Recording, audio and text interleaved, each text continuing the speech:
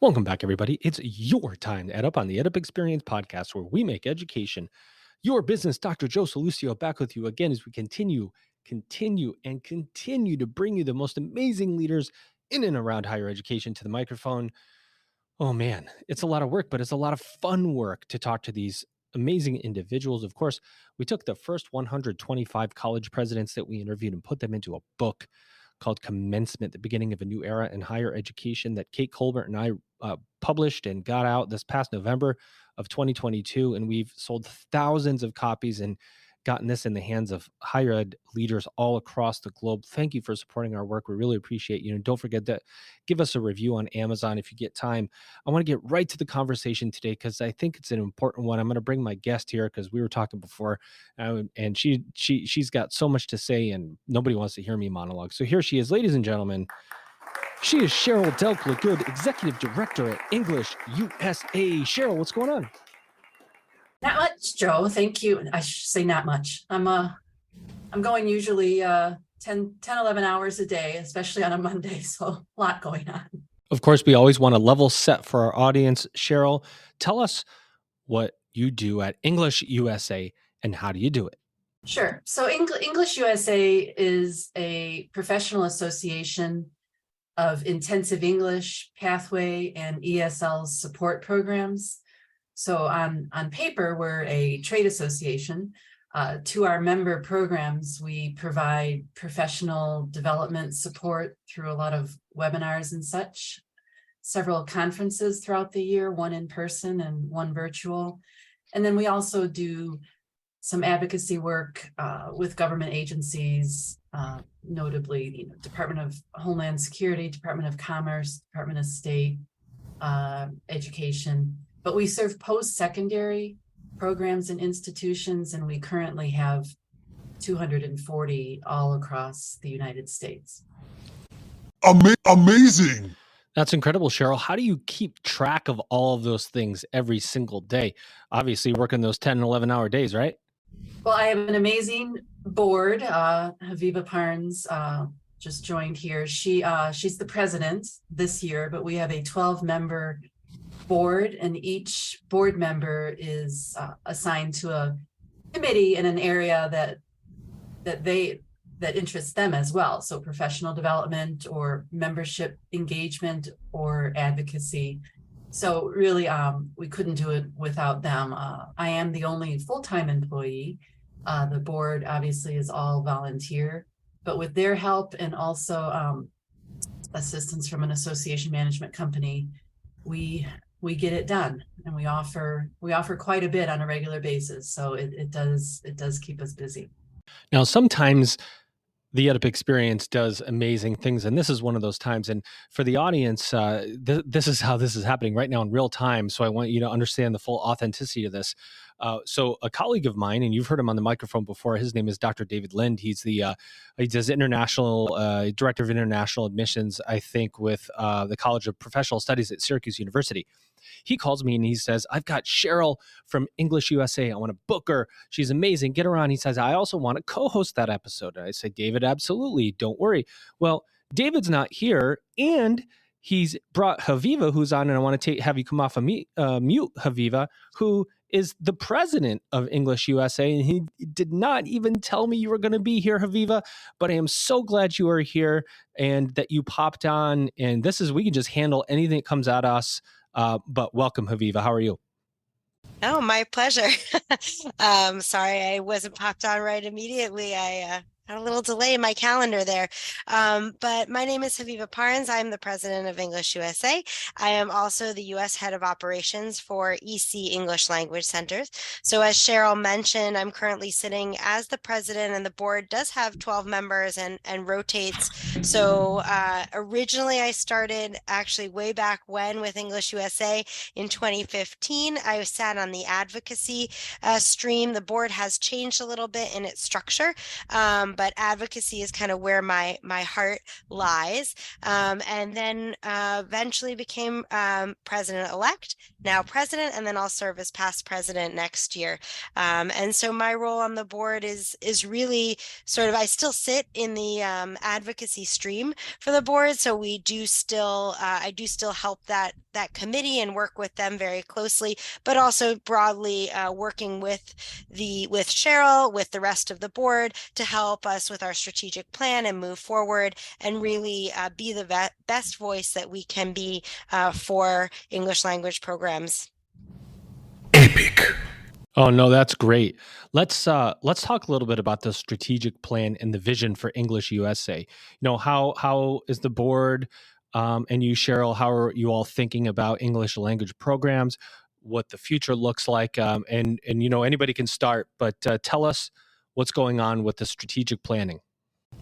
Sure. So I mean, the broad idea here of our strategic plan, and each committee has very specific goals that play into the plan, but the broad goal is really to be the voice of English language programs and make sure that we're always striving towards really reaching all of our community and really helping on the ground with the issues that come up and the things that are important, that all of our stakeholders are involved in our decision-making process, and that we're really involving the community and the membership in what we do.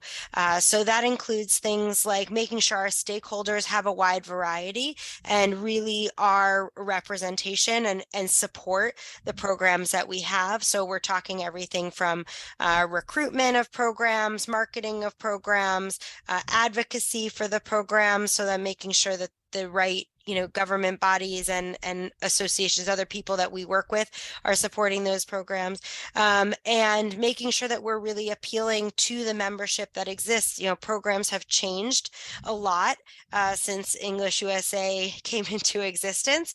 If we want to just do the big highlighted one, we'll talk about pathway programs exist now. Those didn't exist a long time ago. We'll talk about, what does it mean to be an online program? How do juniors programs fall into all of this? I mean, there's such a wide swath. And then support programs. A lot of schools don't have an independent program that runs their language program, but they have a huge group of people who are supporting English language learning on their campus. So how does that work? What does that look like? And really making sure that we are touching all of those people and reaching out to them and supporting them in the best way that we can. Cheryl, that's a lot. You're a one-person execution team, and the way Haviva kind of laid it out, there's a lot there. There's a lot for you to execute on. Who and how are you pulling on resources to get the job done? Give us a little insight into how you execute that strategic plan. Yes, but with a lot of support. Haviva talked about the diversity, and that's a lot of our members at events. We did have our in-person event back in October for the first time post-COVID. When folks get together, either online or in person, we talk about the fact that the members are actually competitors. They're yeah, they're going, they're recruiting students, international students, obviously from different parts and to different parts of the US. But it's, we talk about the competitive collaboration of the members as a whole. And that's really is what makes English USA really strong. I used to serve on the board in early days back in 2005. We're getting close to our 35th anniversary, I think, of existence.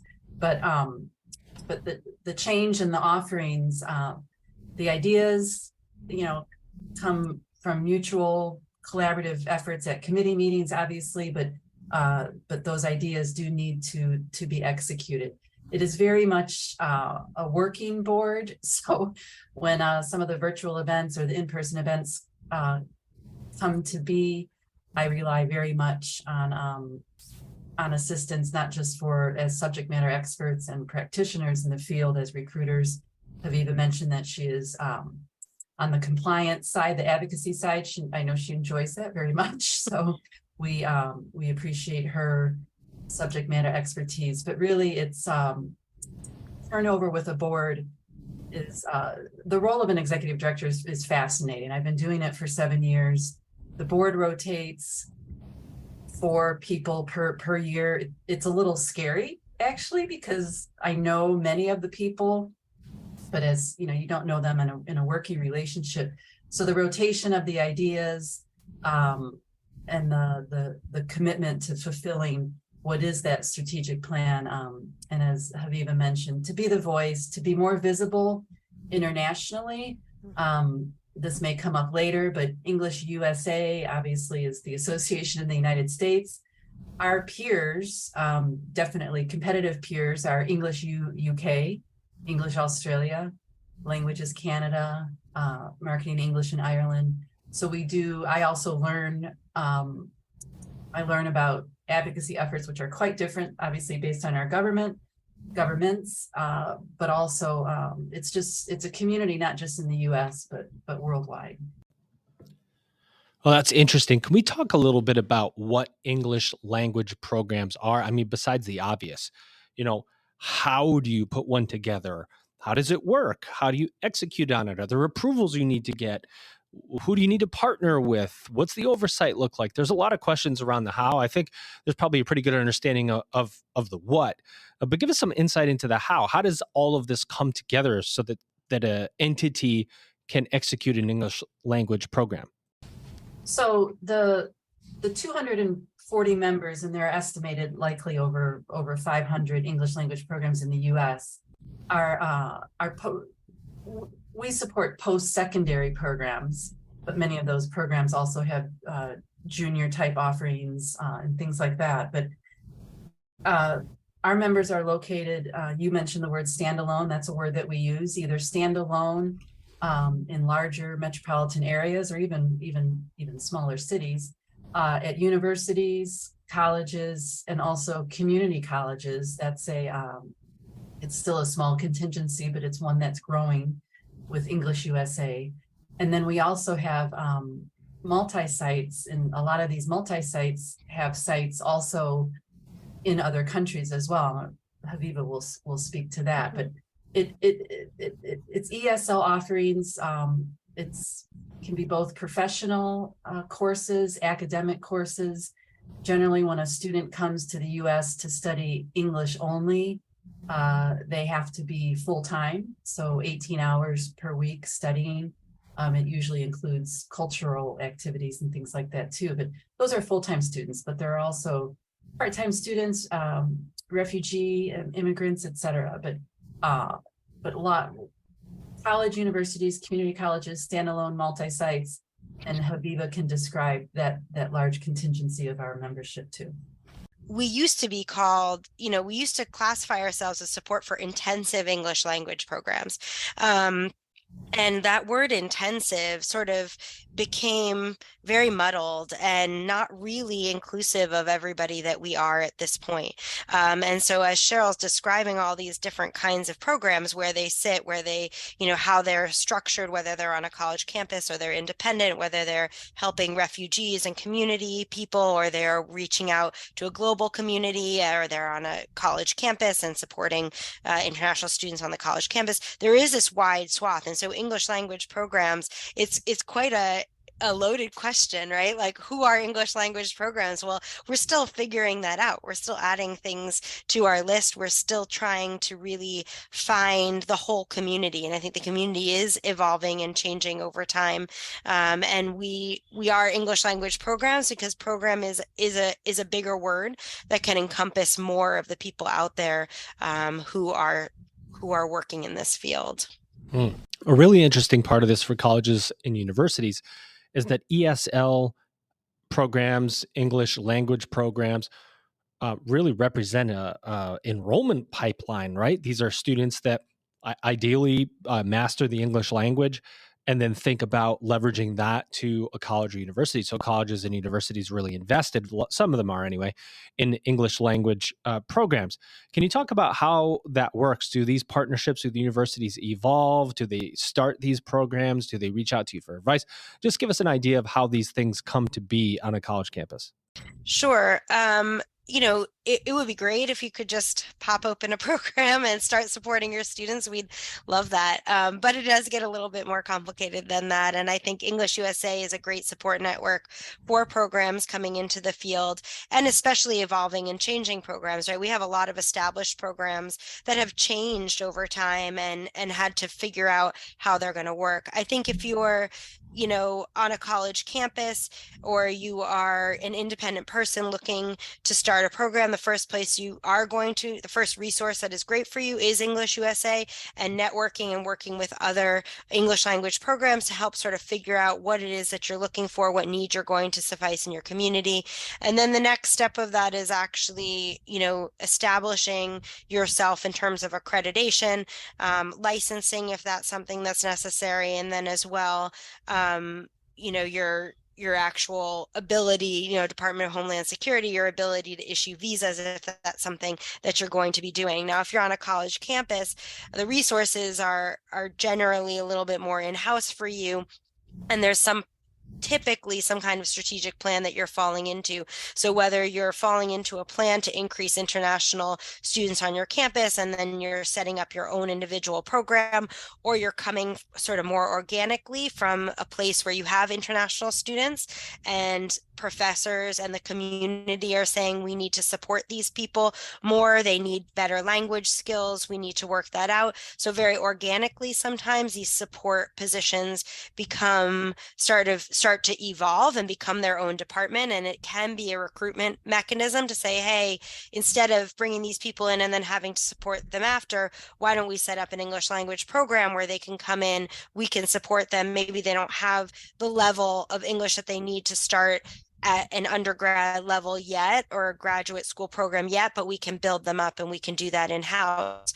Or we could partner with another institution that already does that. So for example, I'll use EC, my organization, as an example. We partner with many universities that don't have language programs and are recruiting overseas, but find a lot of students just aren't quite ready yet. So maybe they'll come to one of our programs and build up their level and then transfer into the university eventually. So English USA becomes a great resource for jumping into that pool to sort of decide, what do you need, looking at all of the different programs that exist, speaking to people. As Cheryl mentioned, we are all competitors, but I think we all understand and support. We all know that all of us being successful is the best thing that can happen for English language programs in the US, and is the best thing that can happen for international students.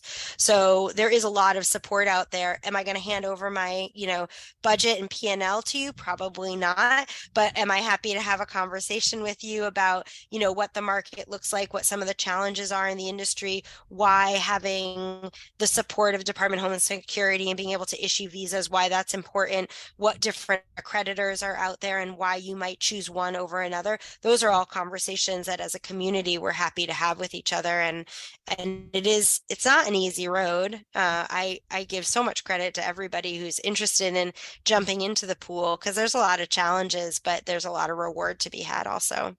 I was thinking when you used the term jumping into the pool or jumping into it, that's something English USA was a leader, back in the early 2000s, to ensure to move to the path towards legislation that led to accreditation. So we actually wouldn't want anybody to just pop open an English language program without meeting standards. And at this, starting in 2013, every single, all programs had to be accredited. So I think,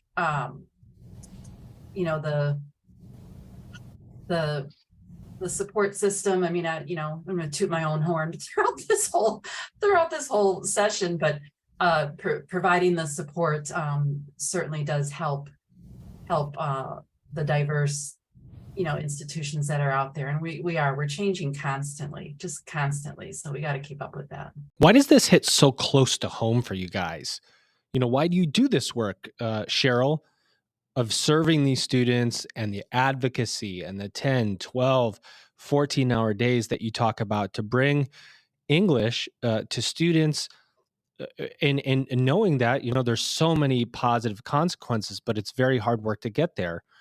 but this is passion work. Can you talk about what drives you all to this work and why it's so important to you?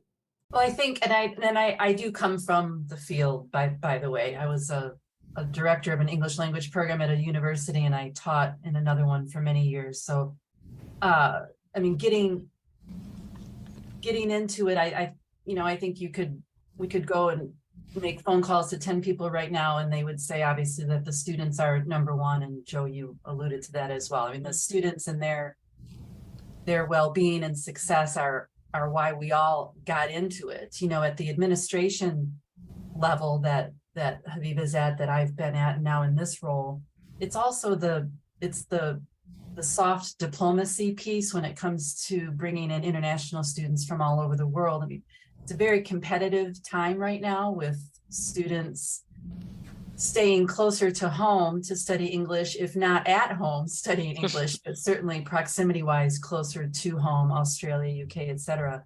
But there's a diplomacy, like I said, a soft diplomacy cultural issue where,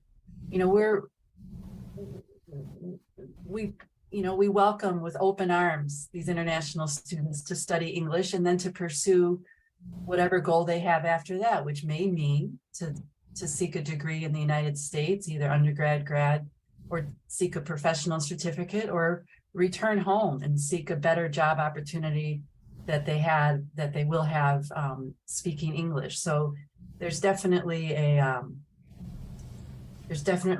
love for cultures and a love of languages, in addition to English, and internationally, just being open to the world. Oh, it's so interesting. I mean, I think if you ask anybody who does this kind of stuff, you'll find that they have some sort of international experience of their own that sort of tugs at their heartstrings a little bit. And I think for me, studying abroad and travel has always been studying abroad, living abroad, travel has always been a very important part of my life. And I know how much I have gained personally from those experiences, and to be able to provide that to other people is so important to me. And I also think we need to recognize that that's an incredible privilege to be able to travel and see the world, and bringing people here to have that experience not just helps them grow and understand us a little bit better, but it also helps the people here grow and understand the world a little bit better, which is, I think, something we all could use a good dose of. And it's just an incredibly rewarding experience. And the globalization of our world, we look at how much comes through, how much people have access to these days. I mean, it used to be that all the foreign countries, if you didn't travel and you didn't go out and experience it yourself, you really had no idea what was happening anywhere else in the world. But now we're constantly being bombarded by so much information, and it is hard to know, what is it really like? What is the reality of that? What relationships can we have as a world? And helping facilitate that is the incredibly rewarding experience, and allows for that openness that I think is super important to everything that we do. So there's a lot of passion, I think, if you speak to anybody who does this, and working 10, 12-hour days, doing a full-time job and volunteering on a board and doing all that stuff, that comes from a love of the experience from ourselves. 100%. I want to just jump back in time, and we've done this dance before, talking about COVID, how it affected an institution. We beat the dead horse. We know we're coming out of it now, hopefully return to whatever normal you decide you want to return to, but we haven't really ever taken the angle of how COVID disrupted English language learning programs. What for those that were trying to command and increase their knowledge of the English language, and they didn't attend these programs, or I'm assuming they didn't attend programs. What did that do? How did it set people back? Can you talk about COVID's effect to English language programs, and are there long-term effects? Are they all short-term? Just giving us an idea of how it affected the industry. I mean, the industry was heavily impacted. It's economically, to send your child overseas to study English is an expensive adventure anyway. When the borders were closed, I mean, that's a moot point. But but what it did on the positive side, and it's become quite cliche, but yes, I don't like to use the pivot word anymore, because pivot to me implies a turn one way and it didn't turn. We've done a complete rethinking of what to offer students, what students have told us. Now they're not just students, prospective students, clients in the business world. They're sharing more opinions of what they want. It's become more, the offerings have had to become more diverse. I mean, to simply say online, I mean, there are options now that will probably never go away. And if someone had said 5 years ago, why don't you test students online before they come, because then they'll know exactly where they are in the levels, or why don't they do the orientation online, and then things that we would 3-4 years ago we said, oh no, that 100% immersive in-person experience. But it's changed us all for the better. As an association, we are offering activities, webinars and informal meetups, book clubs, etc. We're offering things now. Again, 3-4 years ago, if someone had said, Cheryl, you're going to be coordinating and planning 12 to 15 events a year, I thought that I would have thought that would be insane, but it's not at all. And we've grown for the better, for sure. It's changed a lot. I mean, I think Cheryl alluded to it, but a while ago, not so long ago, I would even say 5 years ago, if you told people that there would be any component of that was online for a program, they would just tell you no. Like, that's just not what we do. We are immersive. We are, we want people to come here. And I think we still want that. But now we know that students can do some studying online before they arrive. And maybe that helps your program in terms of the numbers that you have and the levels that you're able to offer. We know that people can combine this immersive experience. We know that we can bring technology into the classroom. We don't have to rely on Xerox and copy machines, and there's a lot more resources out there for people. Cheryl mentioned testing online. We can also get feedback from our students online, which is really lovely. We can do a lot of professional development online. As an organization, professional development is always difficult to come by and expensive. And EnglishUSA provides, as Cheryl said, these webinars. We have 15 events, and a lot of them are online, and a lot of them provide you the opportunity to reach out to a community that you never had access to before, that you had to pay big bucks to meet in person. So I think it's really widened our horizons for the best. And it's, it's always going to be tricky, and change is always a little bit hard. But I do think being thrust into it and making it work is something that also English language programs are very used to, right? We're a very volatile, a very volatile world, and we depend on other economies and other markets and other political situations for our success. And so we are constantly moving and changing, and this was just another one of those moves and changes that we were able to make, and I think we've been able to find a lot of bright spots for that. That's what we do in higher education. We change and we pivot. And if we're not changing and pivoting, we certainly need to start. And one way we're going to do that today here on the EdUp Experience podcast is I'm going to allow my late guest co-host, Dr. David Lind of Syracuse University, to pop in and ask a question before we wrap up this episode. David, welcome to the party, and get that question in before it's too late. Okay, so here it is. It's the EdUp Experience question that I've been asking all the guests. Cheryl and Haviva, if you could borrow a piece of technology from the future for a day, like Back to the Future, and use it to solve some kind of nagging problem that you have with education as leaders in this space, what would that technology be, and what problem would it help you solve? Okay, well, I'll say, sorry, Cheryl, I don't know if this is, I don't know what you're going to say here, but I will say it's not a specific piece of technology, because we don't know what that's going to be. The future's still unknown. But I would say something that provides us with data and information about what the trends and what's happened, and a really if we are able to like zap everybody's brains and know where every English language student is, where they are going and where they went, I would really love that information. And I think it would be incredibly useful. One of the biggest challenges we have now, as you're very familiar with, is the collection of data and the understanding of who our students are, who our programs are, who everybody is.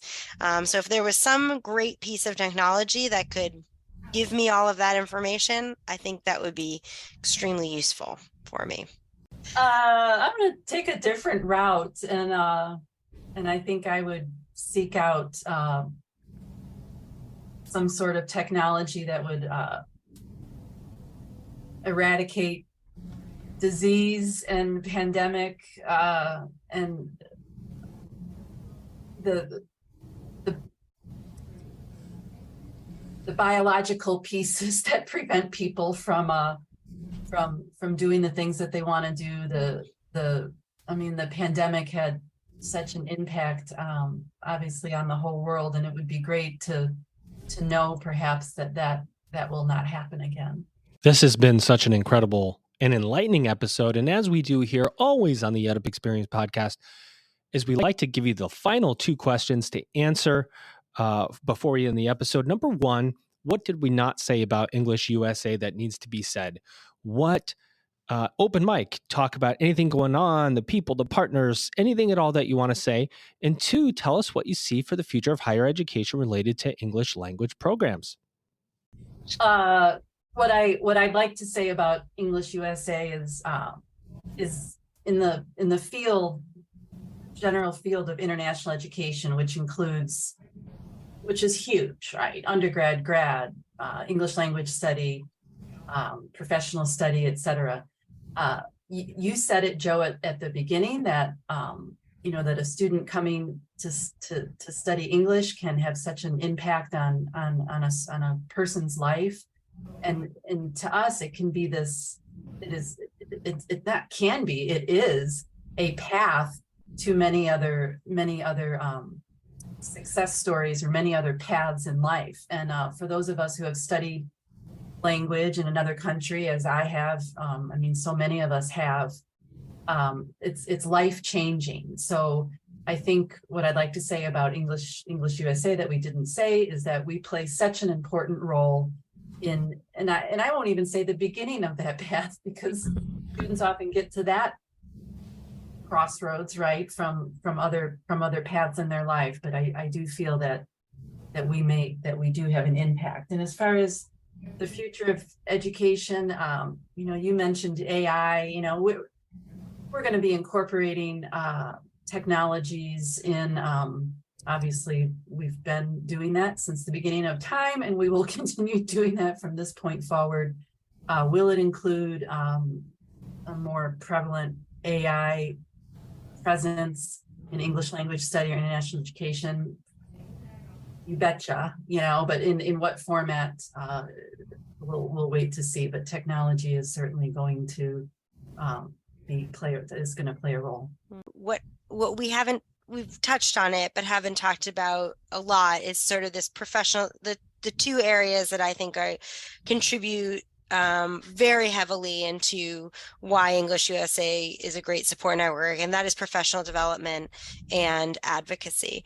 And so those 2 areas I think are really difficult for programs to manage. And it's the student services part and the teaching the language and stuff like that. I think people, that passion, and they have it and they want to do that, but how you grow that and how you keep that relevant and keep your business in business is a really hard piece for people to provide on their own.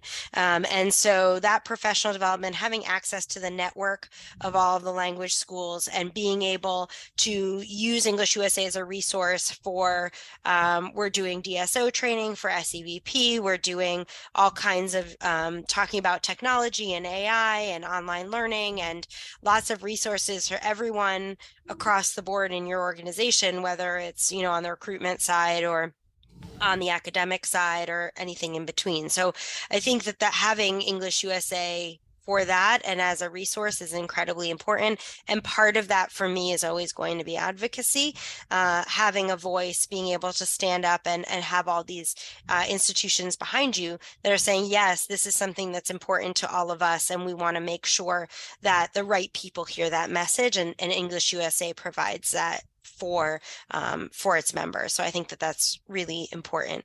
The future,